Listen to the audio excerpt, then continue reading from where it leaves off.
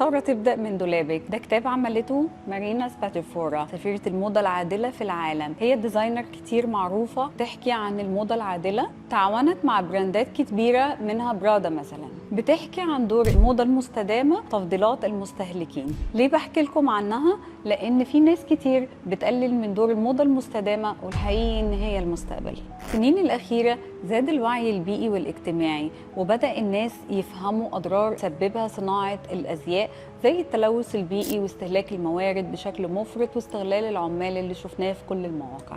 وعشان كده ظهر مفهوم الموضة المستدامة أو الموضة الأخلاقية. الموضة المستدامة كمان بتركز على الموضة البطيئة اللي بتكون جودتها أعلى وبتكون مدة استخدامها أطول. مؤخراً البراندات الكبيرة كتر خيرهم بطلوا يقتلوا الحيوانات وبدأوا يستخدموا الموارد الصناعية بديل الفرو الطبيعي والجلود، يستخدموا مواد صديقة للبيئة. الموضة المستدامة مش بس للبراندات الكبيرة، كمان اللوكال براند بقت جودتها عالية جداً.